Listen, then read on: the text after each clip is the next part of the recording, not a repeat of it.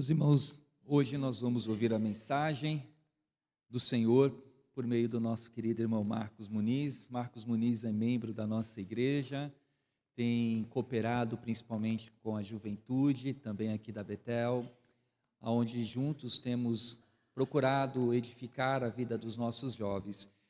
Ao convidá-lo, ele prontamente aceitou, e eu agradeço, irmão Marcos, pela disposição.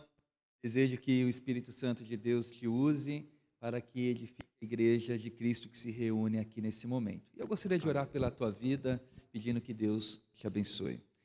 Pai, eu quero te agradecer por esse momento onde estamos reunidos em teu nome para ouvir a tua voz. Eu peço que o Senhor use a vida do nosso irmão Marcos, para que ele possa ser, ó Pai, a tua voz a anunciar, ó Deus, aos nossos corações a tua verdade. Que os nossos corações recebam a tua palavra e que ela possa frutificar para a glória do nome de Jesus. Nome que eu oro hoje e sempre. Amém. Amém. Deus te abençoe, meu irmão. Eu prontamente aceitei.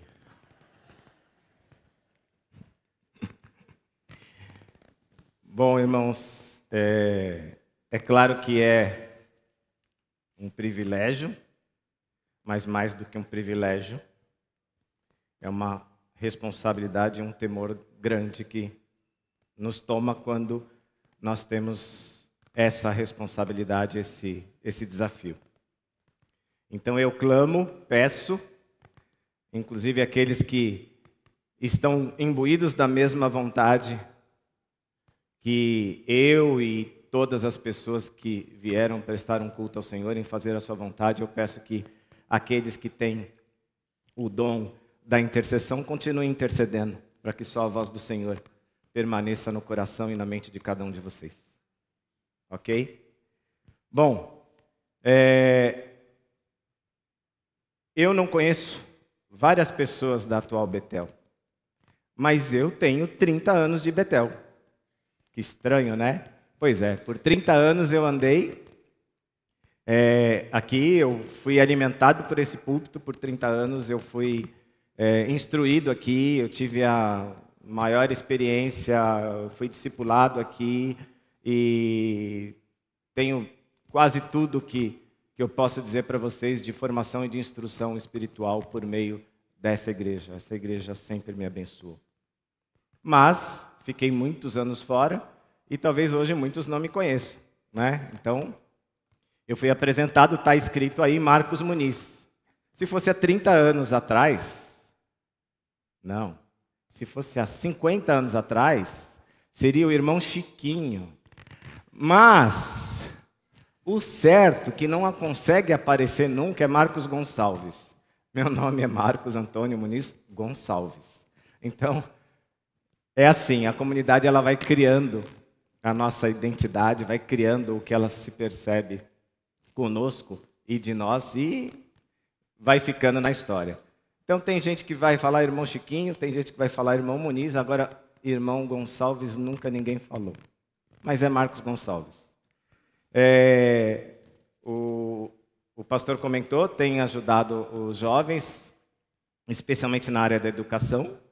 Temos uma classe de jovens no 5º andar, todo jovem está convidado.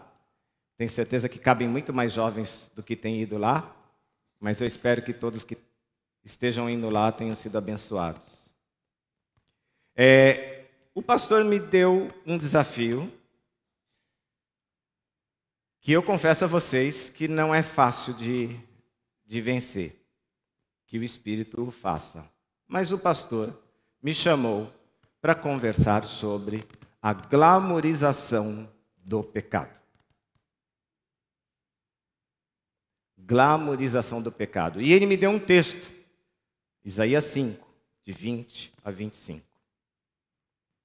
Meu papel é tentar passar para vocês aqui o que Deus tem para cada um de nós a partir dessa grande exortação. Bom, eu quero primeiro começar falando sobre a palavra glamorização. Ela já mexeu comigo, pastor. Porque glamour é uma coisa que nos dias de hoje é uma palavra desconfortável. porque ela carrega muito do envaidecimento da carne. Ou, em outras palavras, ela carrega muito a ostentação de valores materiais, de características físicas, corpóreas. Dificilmente você associa glamour a uma expressão espiritual. Aliás, eu procurei. Não achei glamour na Bíblia. Aí eu procurei uma palavra similar. Não achei. Então, o meu desconforto permanece.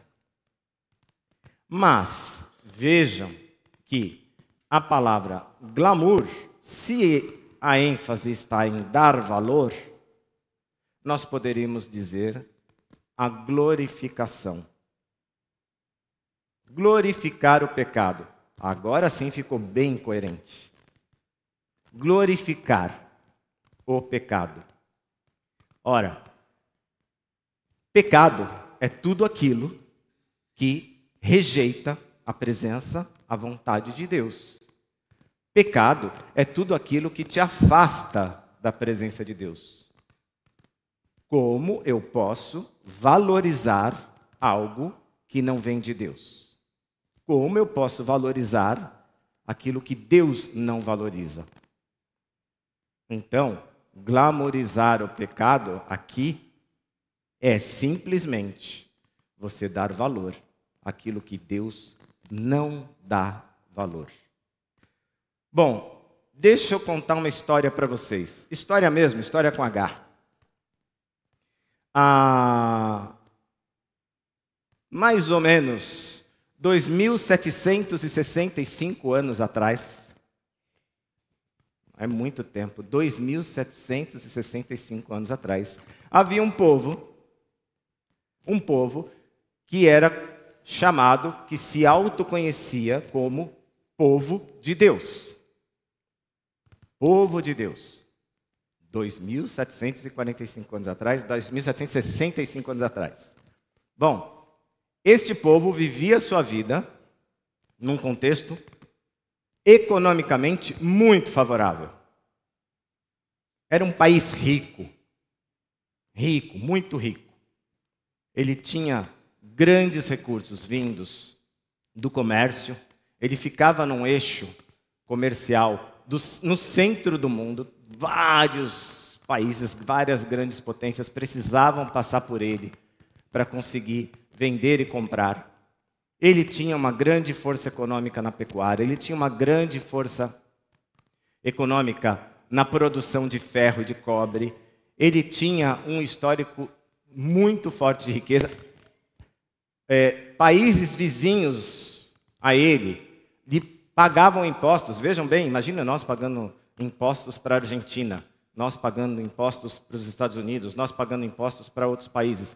Então, países vizinhos pagavam impostos para esse país que se chamava o povo de Deus.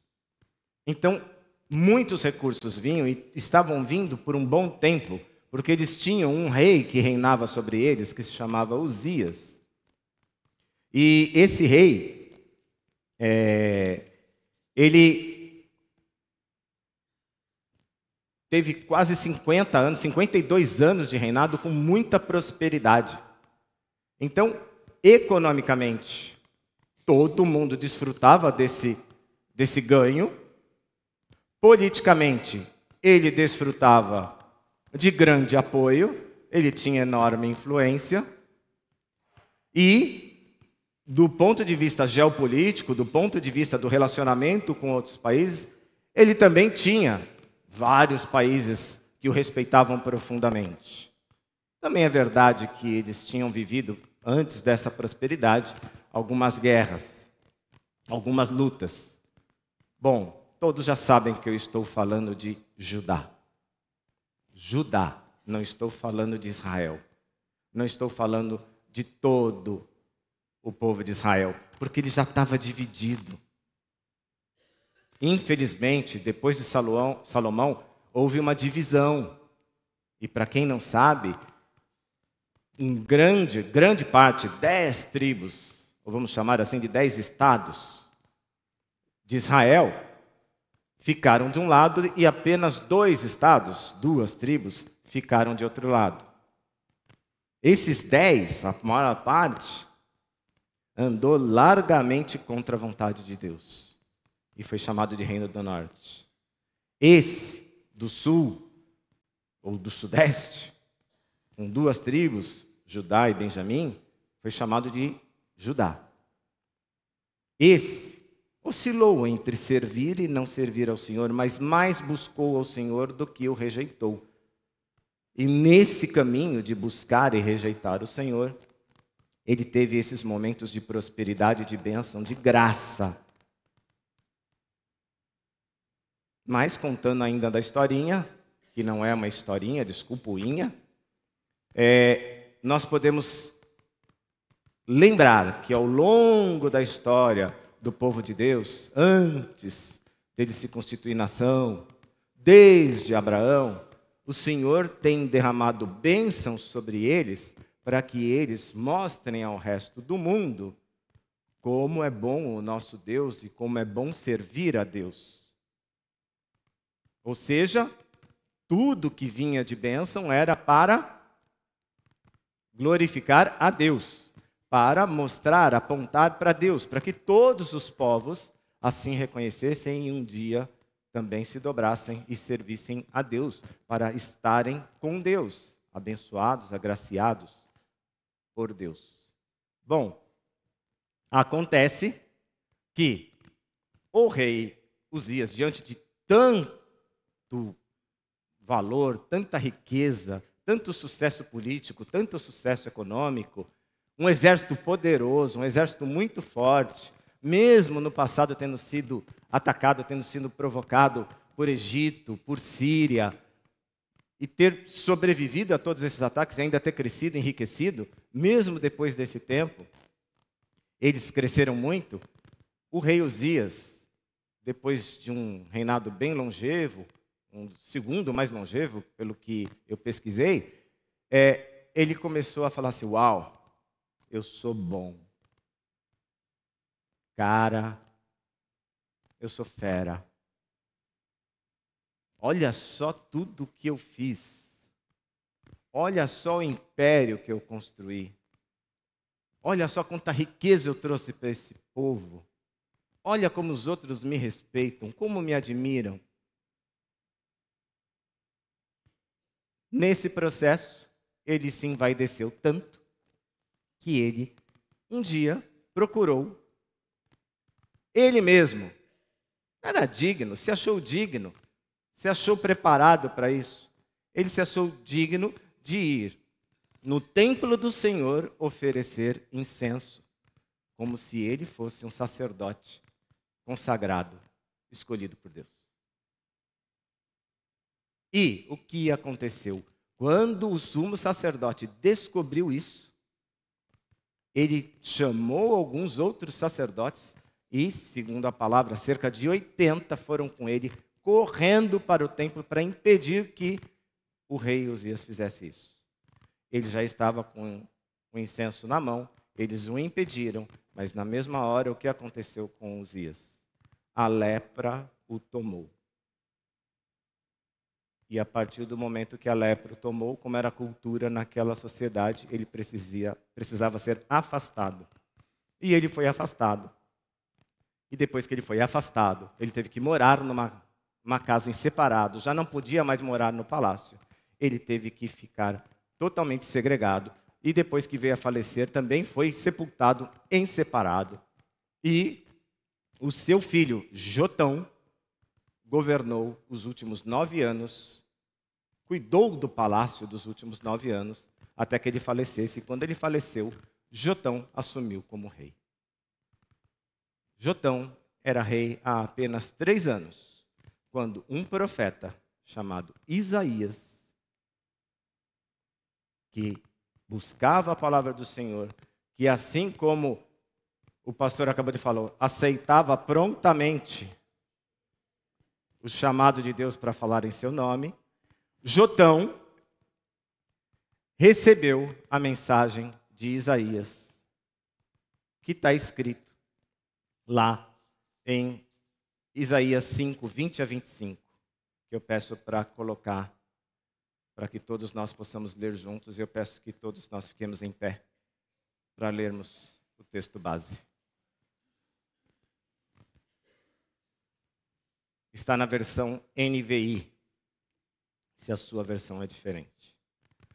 Ai dos que chamam ao mal bem e ao bem mal, que fazem das trevas luz e da luz trevas, do amargo doce e do doce amargo. Ai dos que são sábios aos seus próprios olhos e inteligentes em sua própria opinião. Ai dos que são campeões em beber vinho e mestres em misturar bebidas. Dos que por suborno absolvem o culpado, mas negam justiça ao inocente. Por isso, assim como a palha é consumida pelo fogo e o restolho é devorado pelas chamas, assim também as suas raízes apodrecerão e as suas flores, como pó, serão levadas pelo vento. Pois rejeitaram a lei do Senhor dos Exércitos, desprezaram a palavra do Santo de Israel. Por tudo isso, a ira do Senhor acendeu-se contra o seu povo, e ele levantou sua mão para os ferir. Os montes tremeram, e os seus cadáveres estão como lixo nas ruas. Apesar disso tudo, a ira dele não se desviou, sua mão continua erguida. Vamos orar mais uma vez. Pai querido, Santo Deus, nós estamos diante de Ti para ouvir as Tuas palavras de exortação. Corrige os nossos caminhos. Santifica-nos, purifica-nos para a Tua glória. Que seja assim, ó Pai, em nome de Jesus. Amém. Podem sentar. Está caindo já?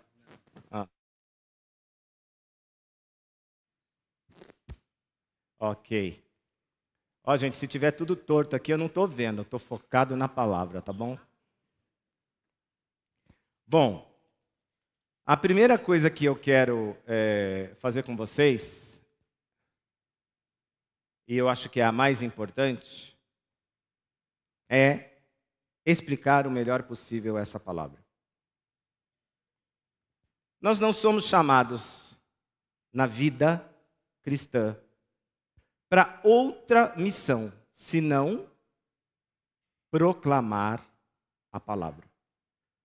Proclamar é dizer o que Deus tem para dizer. Nós somos apenas mensageiros.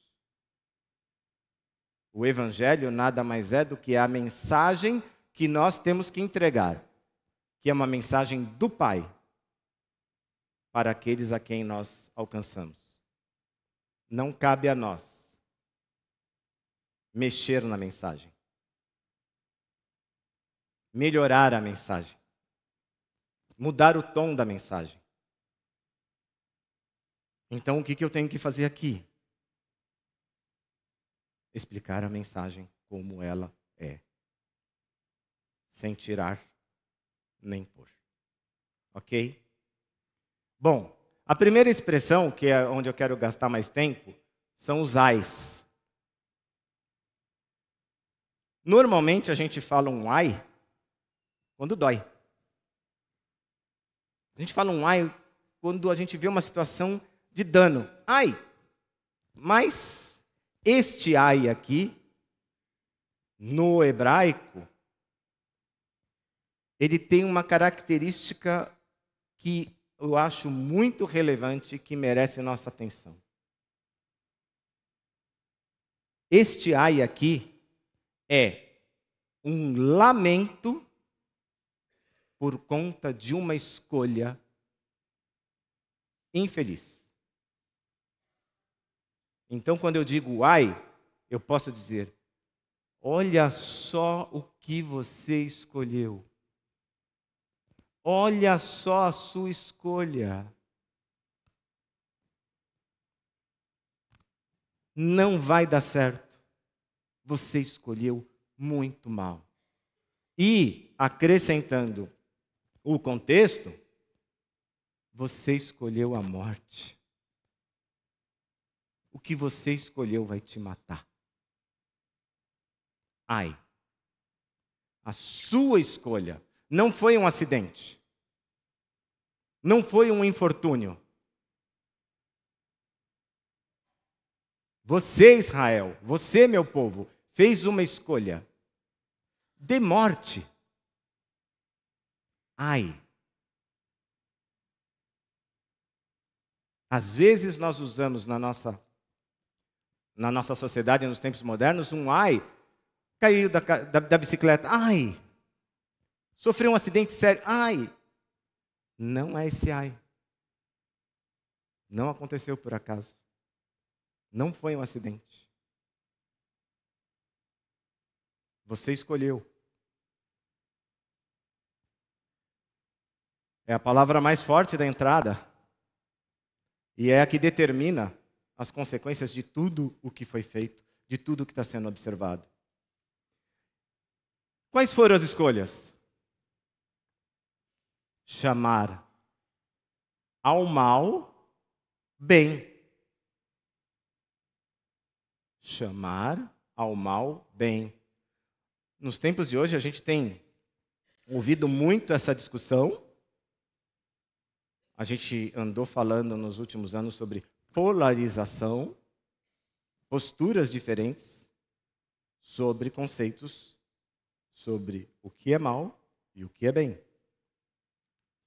Mas nós não precisamos tentar resgatar os princípios modernos de mal e bem. Porque tem uma palavra que foi usada aqui. A palavra que nós usamos aqui foi escrita, como eu disse, há 2.645 anos atrás. Naquele contexto, naquela sociedade, naquela linguagem, naquele ambiente, naquela linguagem,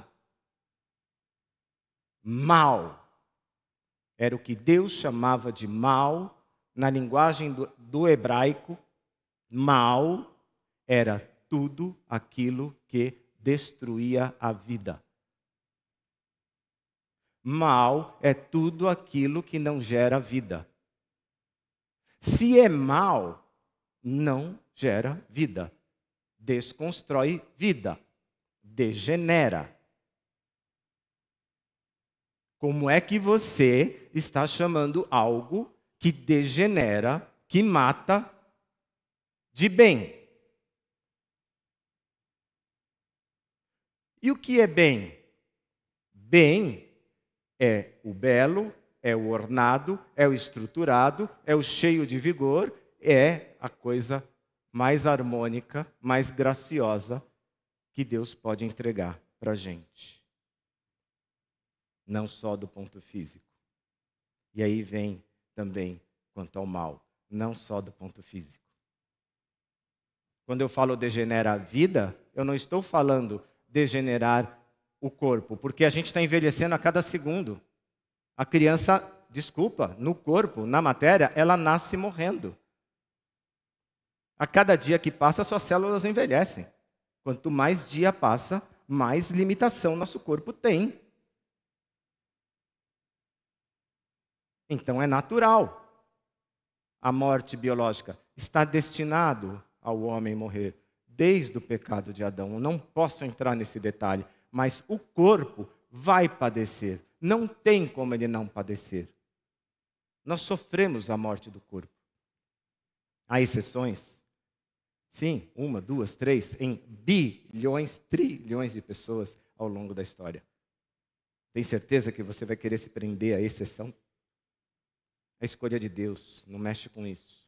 Mas não estou falando do mal, a palavra não está falando do mal, do ponto de vista da vida biológica. Está falando de toda a vida. No grego também usa a mesma palavra, o mesmo sentido. Mal é aquilo que degenera a vida. Só que o grego usa duas palavras para a vida. Ele usa bios para a vida biológica e usa zoe para a vida física, biológica, mais espiritual. E com certeza Deus está falando de toda a vida, de tudo que Ele gera, porque Deus é espírito. Ele não está falando só com a carne.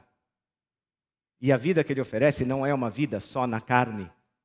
Ele oferece uma vida na carne e no espírito, eterna, para todo aquele que o segue, o crê, o obedece. Então, a primeira coisa é a seguinte: como é que você consegue chamar de bem aquilo que é mal? Só se você estiver na carne. Se você não estiver vendo com os olhos espirituais, você vai chamar de bem tudo aquilo que satisfaz a carne. E de repente você está clamando a Deus por benefícios, por bens, por coisas boas, e você está pedindo coisas que satisfazem a carne. Pedindo coisas que venham a beneficiar a sua fome, que venham beneficiar o seu frio, venham beneficiar a sua estética, venham beneficiar a sua ergonomia, venham beneficiar todas as coisas que o seu corpo clama: conforto, carinho, atenção, para eu me sentir bem. Dependendo de quem está te dando isso, dependendo de quem está alimentando isso em você.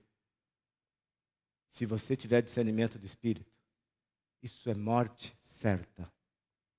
Chamando ao mal bem.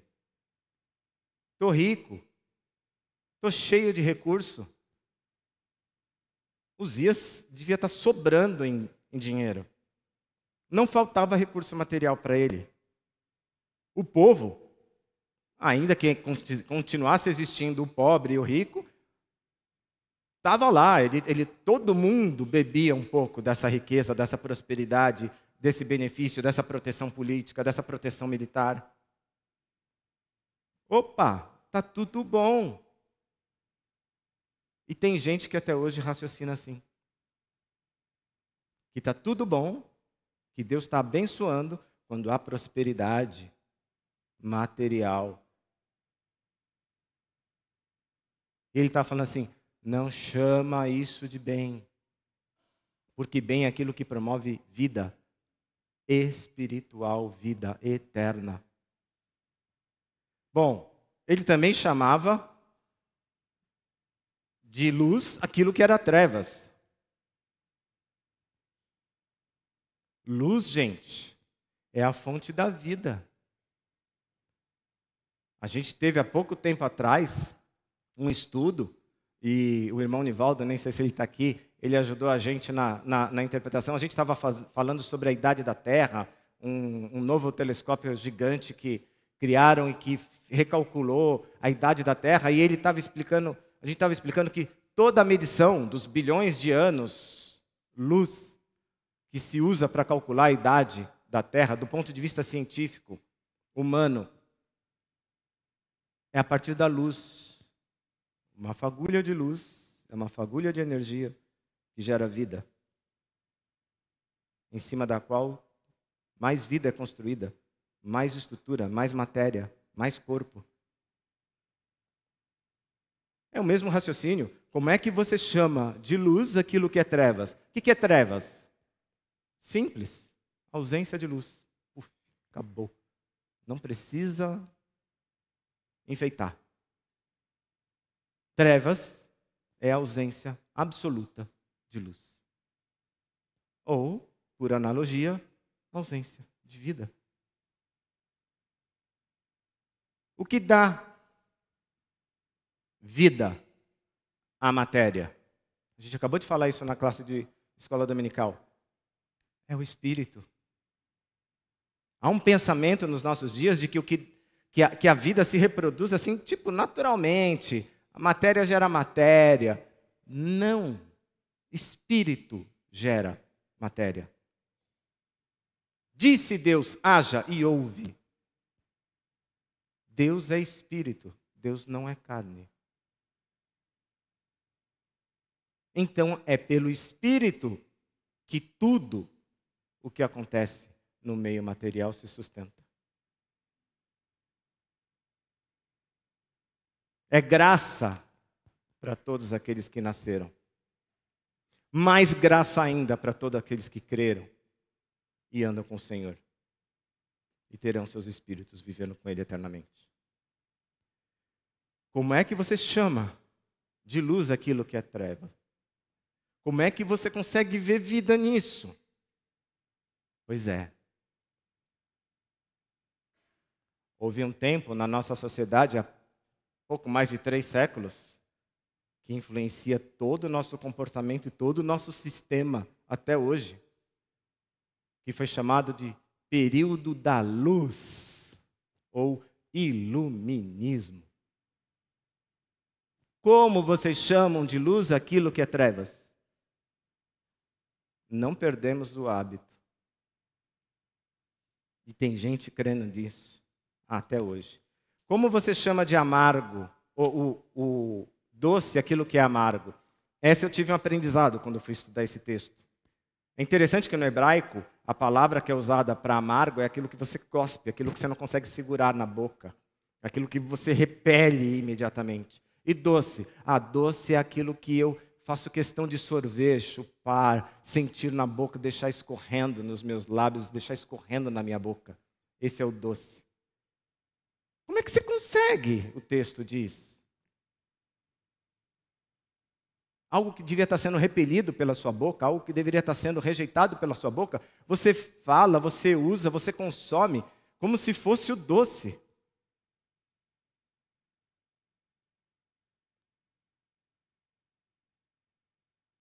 Os dias de hoje trazem muita semelhança com esse texto. Bom, aí o texto diz: suas raízes apodrecerão por conta dessas coisas.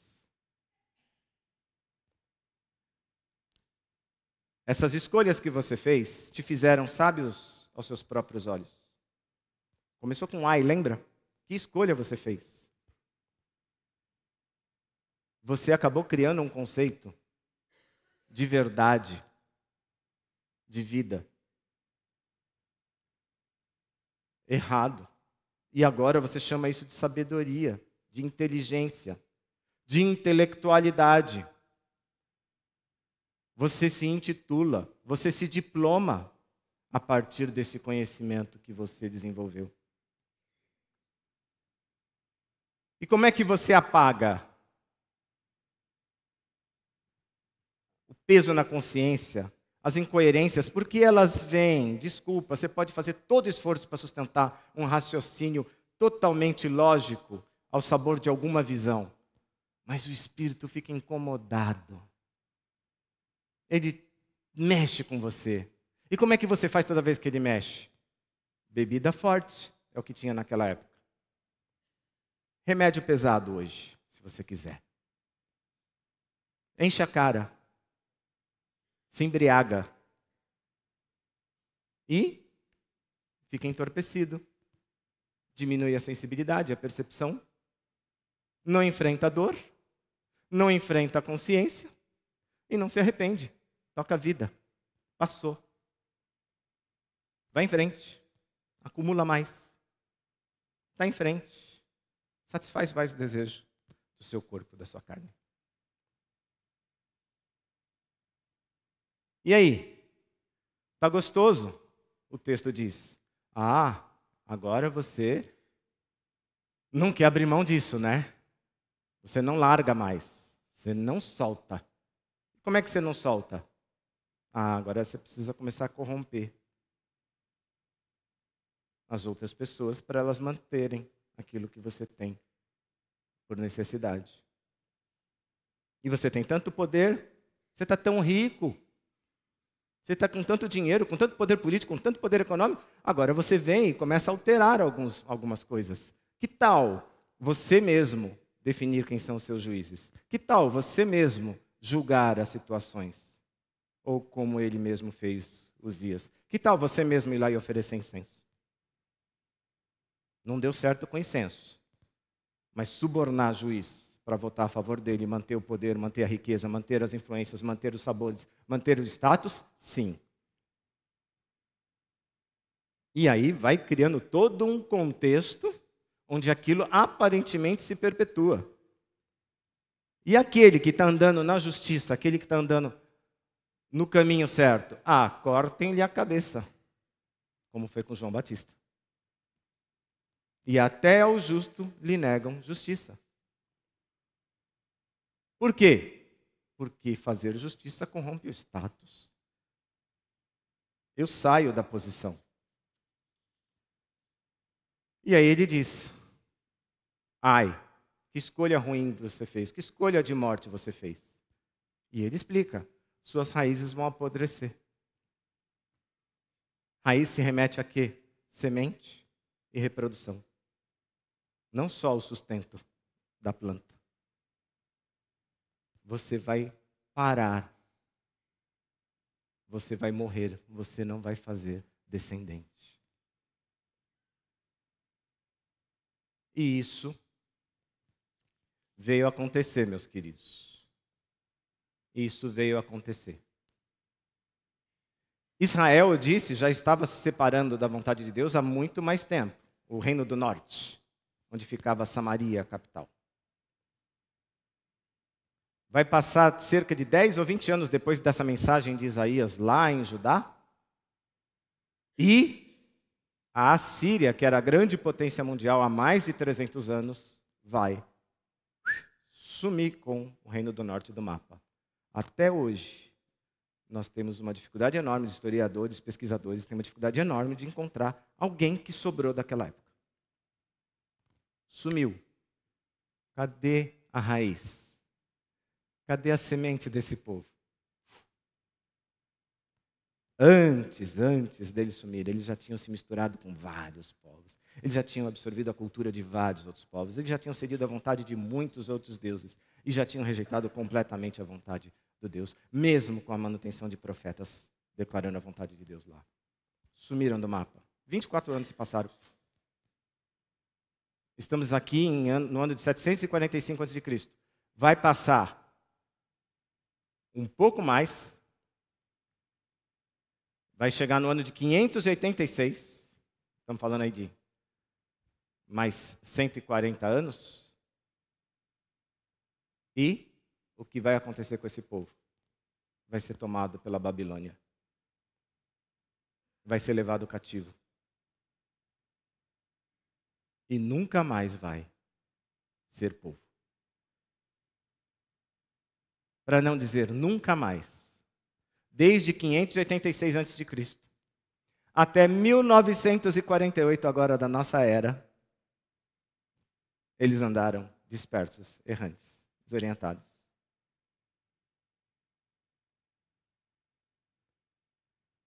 Esse ai, talvez você chame de castigo. E eu tenho ouvido alguns pastores, tenho ouvido poucos, até porque eu não fico procurando muitas vozes. Eu procuro mais a palavra. Essas vozes que vêm de fora, eu procuro não ouvir com frequência. Mas eu tive essa experiência de um pastor dizendo assim: esse Deus que castiga é um Deus tirano. Este não é o meu Deus. O meu Deus é o Deus Senhor de Jesus Cristo, que tem amor, paz, que acolhe os necessitados, que olha para os pobres, que olha para as pessoas que estão desamparadas. Meu Deus não é esse. Ele rasgou o Antigo Testamento. Porque ele castiga. E aí, eu leio o texto. O que é o castigo? Castigo, é punição. O que é a punição? Qual é o espírito do castigo e da punição? O mesmo espírito que o pai aplica ao filho, que vai pôr a mão numa corrente elétrica, que vai pôr a mão no fogo, que vai entrar à beira de um precipício, que por desobediência procura caminhos de morte, e o pai vai, a mãe vai e resgata aquela criança e disciplina, e desce a vara, e orienta aquela criança e diz: não, sinta essa dor aqui para não sentir aquela lá, e que ela te lembre que aquele caminho é de morte. O nome disso é amor, o nome disso é eu quero você, eu te prefiro, eu te escolho. Então, não rejeite o castigo. Não despreze o Deus do castigo, senão você vai andar o resto da sua vida ao sabor das suas vontades carnais. Não faz sentido.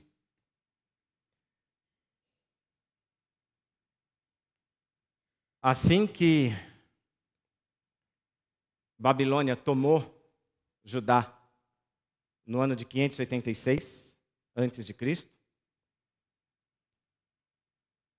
o que aconteceu? Os montes, que naquela época eram usados para levantar altares, para adorar outros deuses, quando diz que os montes tremeram no texto, ele está falando, nada disso vai se sustentar, tudo isso vai cair, esses deuses não vão resistir àquilo que eu determinei. E diz em Jeremias que haviam sim muitas pessoas pelo caminho, que eram deixadas pelo caminho. E quando Esdras e Neemias fazem visitas a Jerusalém, era um lugar de desolação. Horrível. Não parece os tempos de riqueza de Uzias, nem dos povos que seguiram depois de Uzias, dos reis que seguiram depois de Uzias. O que está escrito aqui está dizendo, vai acontecer isso. E por que eu estou falando? Para você se arrepender. Para você mudar. E Jeremias comentava durante as suas profecias. Que missão é essa que eu recebi? Que missão foi essa? Eu falo e o povo não muda. É decepção atrás de decepção. Por que o Senhor me chamou?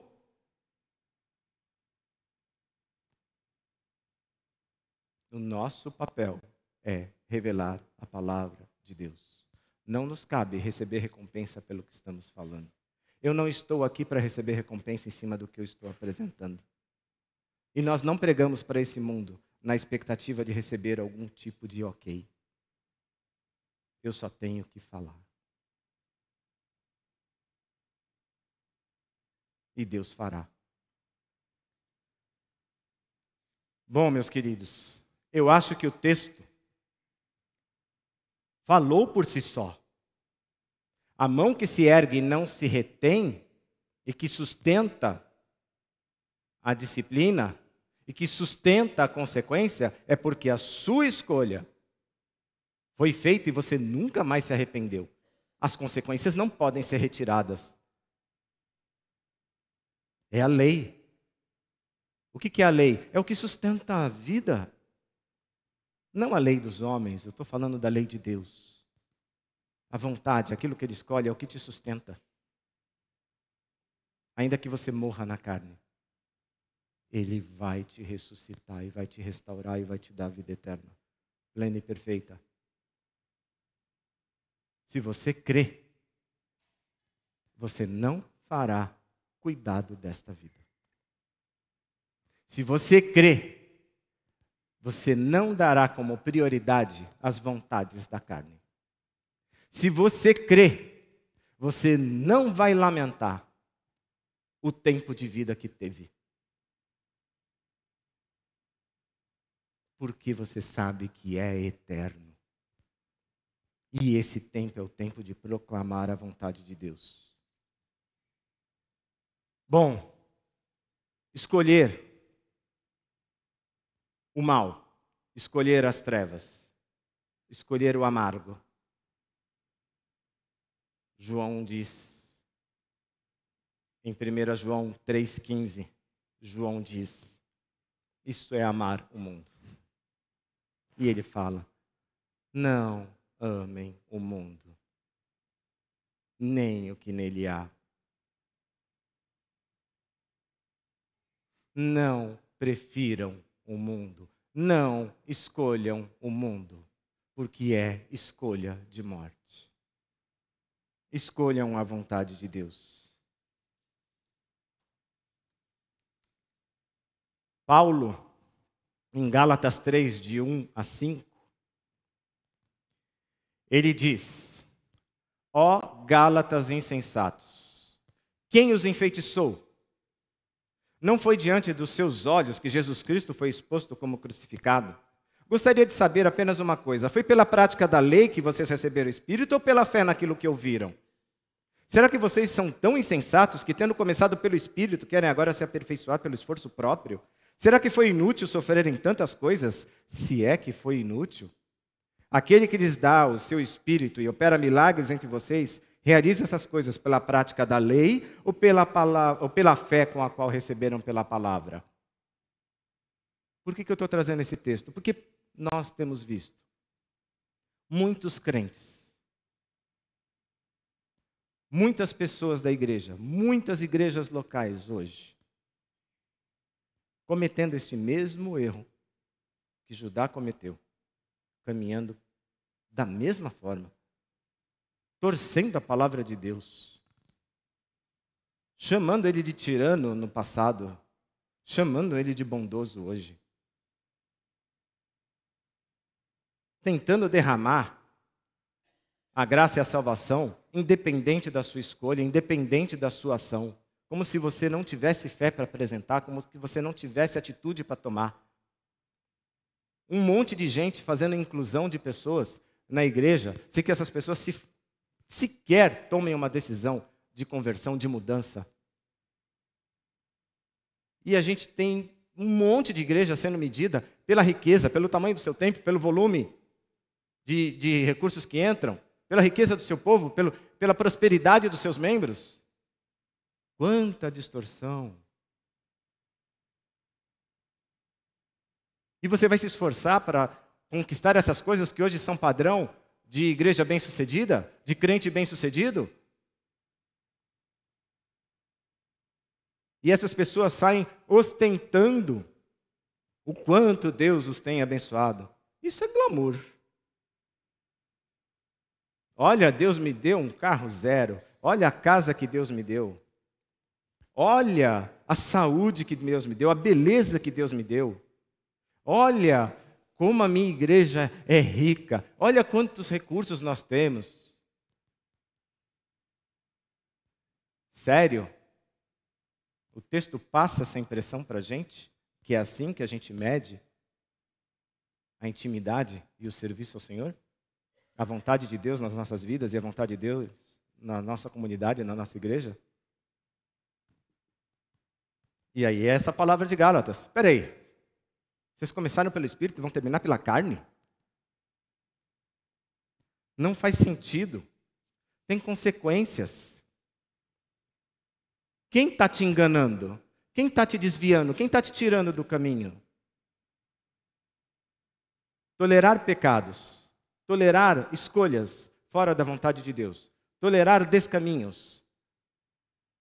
É a mesma coisa que escolher as trevas, que escolher o amargo, que escolher o mal. A igreja de Jesus Cristo tem que andar atenta uns com os outros, para que todos nós prossigamos as nossas vidas, onde quer que estejamos, pelo tempo que vivermos, na obediência à palavra de Deus, na obediência à sua vontade, rejeitando a minha, sacrificando o corpo, escolhendo a palavra de Deus, custe o que custar. E o que nós temos que fazer uns com os outros? Tolerar? Não. Exortar. Tolerar? Não. Disciplinar. Porque se não disciplinar, não corrige. A coisa mais fácil, gente, que tem hoje, com os recursos que tem no marketing, na mídia, uau, é lotar isso aqui. Ó. Deixar a gente em pé ali fora. É fácil, viu, pastor? Se quiser, a gente dá um jeitinho aí. A gente lota. Sabe como a gente lota? Vem aqui que eu vou satisfazer os desejos da sua carne. Vou te dar conforto, vou te dar sossego, vou te dar uma sensação gostosa, vou te dar êxtase, vou te dar alegria. Vem. Não, vem para cá que nós vamos seguir a Deus, fazer a vontade de Deus, fazer a vontade dele, custe o que custar. Ainda que nos impeçam, eu não vou desistir. não dá para tolerar o pecado. E concluindo, eu quero convidar. Deus tem me dado esse espírito desde o dia que Deus me deu o dom de ensino, de exortar, de mostrar aquilo que Ele chama de certo. Pastor, eu não sou bom para animar o povo. Deus não me deu esse dom. Toda vez que Deus me dá uma palavra é para corrigir. E aqui eu faço exatamente esse pedido, esse desafio para todos vocês, para todos nós. Tem um espelho aqui na minha frente. Eu não falo isso isento dos pecados que eu estou acusando. Eu sei o que é isso. Mas eu chamo vocês para repensar, cada um de vocês, cada um de nós, repensar o nosso projeto de vida, como eu vivo. O que é prioridade na minha vida? O que está nos meus planos? Como é que eu estou construindo o meu futuro? O que eu estou buscando preservar? O que eu estou investindo mais? Perceba, pesquise se o objeto dos seus planos tem como prioridade você mesmo ou proclamar a palavra de Deus, que é a única missão que você tem. Porque o tempo do gozo é na eternidade. Qualquer um que já é experimentado na vida e sabe as dores e os sofrimentos que tem, sabe que o melhor ainda está por vir e que esse sofrimento que eu vivo agora no presente vai cessar. Eu não vivo por vista, eu vivo por fé. Qualquer um, como você está estruturando o seu dia a dia, como você toca o seu negócio, como você administra a sua família, como você administra o seu corpo, como você administra os seus estudos, como você administra a sua participação na comunidade do Pai. É para se dar bem ou é para cumprir a missão? Aqueles que têm buscado o mesmo que Uzias buscou, aqueles que têm buscado os valores carnais, eles têm sido desafiados. Jesus desafiou uma igreja símbolo, que depois de todos os episódios, preferiu seguir esse caminho da carne. Preferiu buscar os recursos e os benefícios dos tempos de hoje. Aí Jesus chega e fala lá em Apocalipse 3, 17 a 19, ele diz assim: você, igreja, diz, estou rico, adquiri riquezas, não preciso de nada. Não reconhece, porém, que és miserável, digno de compaixão, pobre, cego e que está nu. E Jesus dá um conselho: compre de mim ouro refinado no fogo, e você se tornará rico. Compre roupas brancas e vista-se para cobrir sua vergonhosa nudez. E compre colírio para ungir seus olhos e poder enxergar. Aí o Deus, que alguns chamam de tirano, na boca de Jesus diz: repreendo e disciplino aqueles que eu amo. Por isso seja diligente e arrependa-se.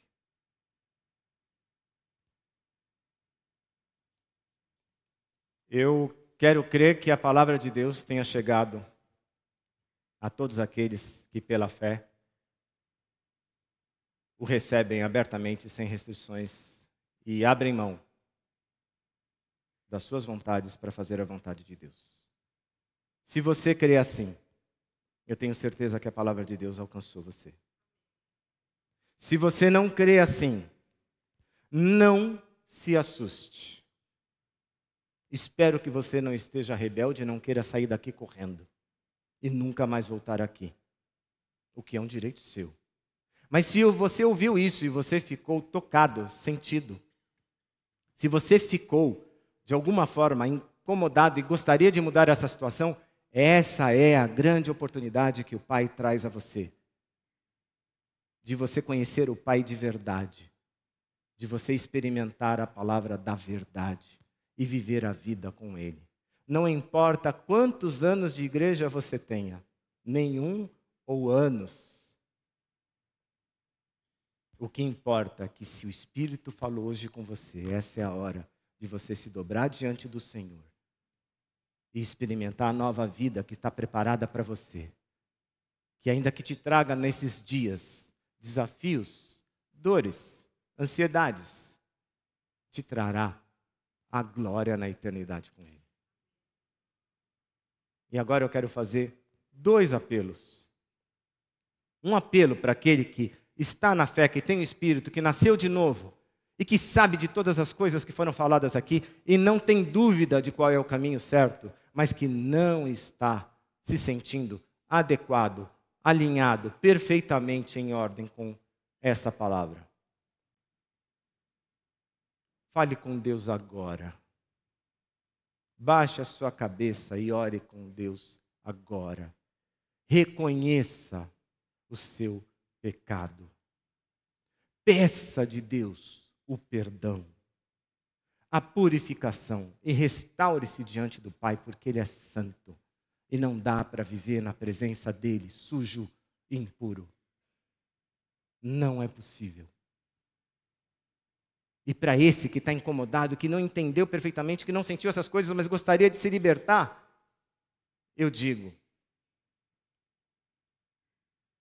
diga ao Senhor, de maneira muito clara, você acabou de identificar que há um Deus e que Ele é Senhor, Ele é dono de todas as coisas. Diga a Ele, eu quero essa vida com o Senhor. Eu tenho feito as escolhas erradas. Eu tenho vivido para mim, eu reconheço que o meu destino, como estou, é morte. Eu quero a vida. Eu quero te servir, eu quero estar em ti. Eu quero ser um com esse Espírito. Eu quero ter esta restauração. Eu aguardo a eternidade. Eu não tenho expectativa neste mundo, mas eu quero andar com o Senhor. Eu quero ser esse mensageiro desta palavra que eu acabei de ouvir. Eu me arrependo, eu mudo tudo aquilo que eu escolhi para fazer o teu querer. A mensagem para todos aqui. Deus quer falar com todos. Aos santos que se santifiquem mais. Aos perdidos que sejam achados e resgatados. Pois ainda que você tenha uma vida religiosa, ainda que você tenha uma vida moralmente respeitada, eticamente louvável diante dessa sociedade, ainda te falta vida.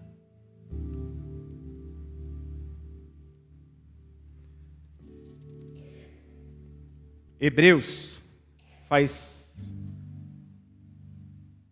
uma chamada para aqueles que ainda têm o Espírito e querem andar com o Senhor.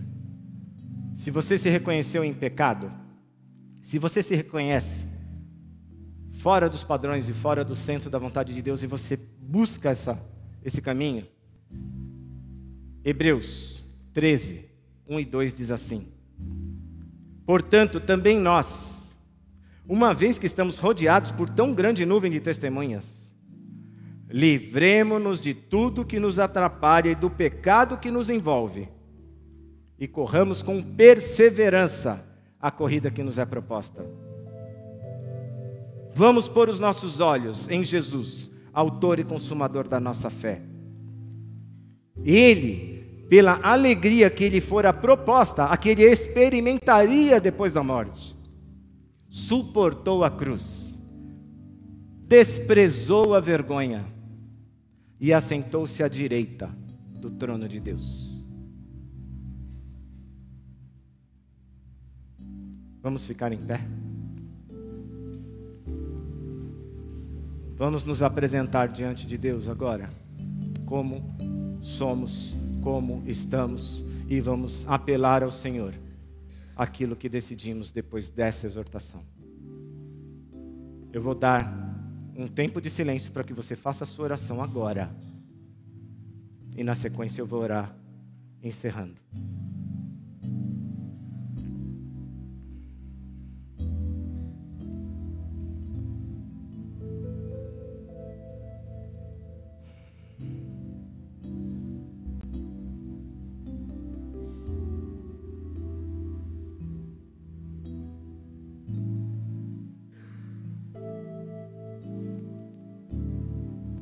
Ó Pai Santo,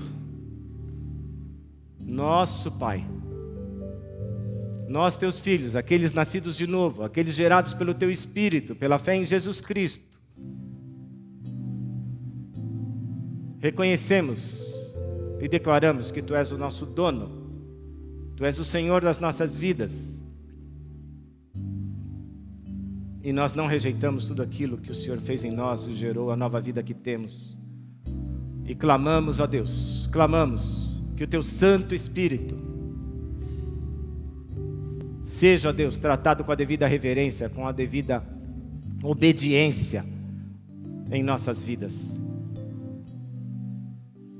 Nós clamamos ao Senhor, que seja o Senhor o governador das nossas vidas, que sejam as tuas vontades e não as nossas, que determinem nossos planos, nossos atos, nossas correções, nosso tempo aqui nessa terra. Que nós sejamos alimentados pelo Teu Espírito e não pela nossa vontade. Que nós sejamos alimentados pelo Teu Espírito, que o nosso corpo seja sustentado pela vontade do Teu Espírito. Que nós escolhamos, ó Deus, comer e beber daquilo que o Senhor nos dá, dia após dia. E que o Senhor não mantenha a sua mão estendida sobre nós, para nos corrigirmos por longo tempo, que nós alcancemos, que todos nós aceitemos, que todos nós nos arrependemos, ó Pai, nos arrependamos dos nossos pecados, que todos nós, ó Deus, abramos mão do nosso orgulho, do nosso egocentrismo, da nossa vaidade, da nossa desobediência.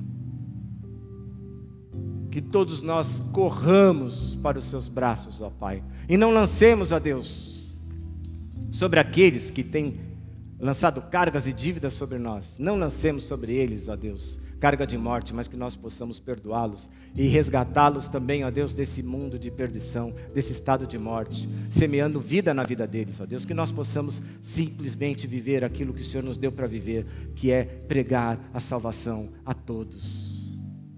Resgata-nos, ó Pai, dos caminhos maus que nós escolhemos. Resgata-nos, ó Deus, dos caminhos de degeneração, das escolhas que fizemos, ó Deus, que geram morte.